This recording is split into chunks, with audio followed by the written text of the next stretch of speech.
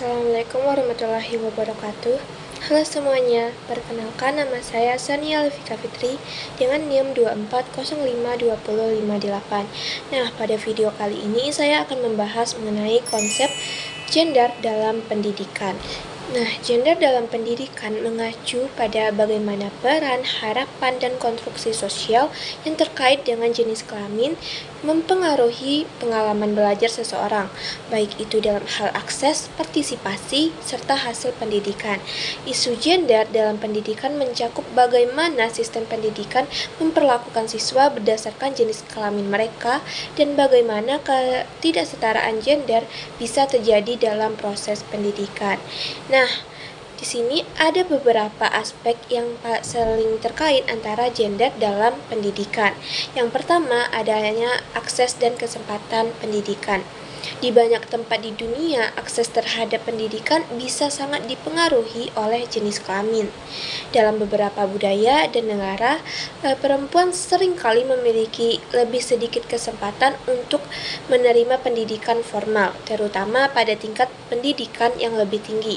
Misalnya di beberapa daerah, anak perempuan mungkin lebih terhambat untuk bersekolah karena alasan budaya atau ekonomi, sementara anak laki-laki lebih diprioritaskan untuk mendapatkan pendidikan. Contohnya, di beberapa negara berkembang, pendidikan bagi perempuan mungkin dianggap kurang penting dibandingkan dengan tugas-tugas rumah tangga atau pekerjaan di luar rumah, yang menghambat kemampuan perempuan untuk mengakses peluang pendidikan yang sama dengan laki-laki. Yang kedua, pendidikan inklusif dan kesetaraan gender. Nah, pendidikan inklusif yang sensitif terhadap gender berfokus pada menciptakan lingkungan pendidikan yang bebas dari diskriminasi berdasarkan gender. Ini berarti menciptakan ruang di mana semua siswa tanpa memandang jenis kelamin dapat mengakses pendidikan yang setara, terlepas dari stereotip atau hambatan sosial yang mungkin ada. Nah, salah satu tujuan dari pendidikan inklusif ini yaitu untuk memberikan kesempatan yang sama bagi siswa perempuan dan laki-laki serta mereka yang memiliki identitas gender non-biner untuk berkembang sesuai dengan potensi mereka. Nah, contohnya itu adanya program atau kebijakan yang mengajarkan nilai-nilai kesetaraan gender, memberikan pelatihan bagi guru untuk mengenali dan mengatasi bias gender, serta menciptakan kurikulum yang mencakup keberagaman gender dalam berkontribusi pada pendidikan yang lebih adil dan setara. Terus, yang ketiga, adanya peran guru dalam mengatasi ketidaksetaraan gender. Nah, guru memainkan peran kunci dalam mengatasi masalah ketidaksetaraan gender di sekolah. Nah, mereka tidak hanya mengajarkan konten akademis, tetapi juga dapat menjadi agen perubahan dalam menciptakan lingkungan yang inklusif dan mengurangi diskriminasi berbasis gender. Yaitu bisa dengan mempromosikan kesetaraan gender, guru juga dapat membantu siswa mengembangkan sikap yang lebih terbuka terhadap keberagaman gender dalam menentang stereotip yang ada.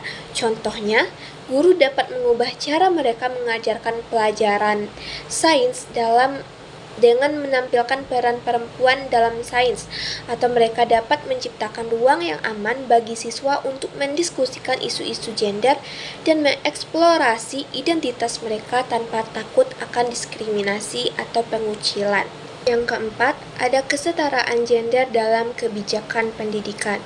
Di banyak negara dan organisasi internasional seperti UNESCO telah mengadopsi kebijakan pendidikan untuk memastikan kesetaraan gender di sekolah.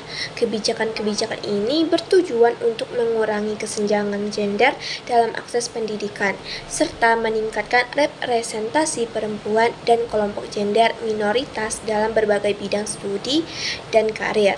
Contohnya, kebijakan yang mendorong partisipasi perempuan dalam bidang STEM, ilmu pengetahuan, teknologi, teknik, dan matematika telah diperkenalkan untuk mengurangi kesenjangan gender yang ada di bidang tersebut.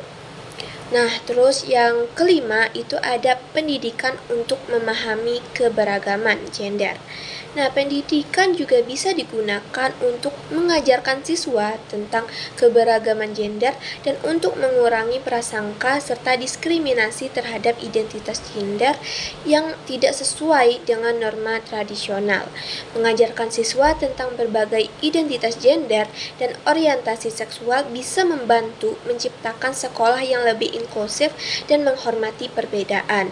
Contohnya, yaitu pendidikan tentang hak-hak individu, termasuk hak atas identitas gender yang bebas, serta pengenalan tentang istilah-istilah terkait gender seperti transgender, non-biner, dan gender fluid dapat membantu siswa untuk memahami keberagaman yang ada di dunia.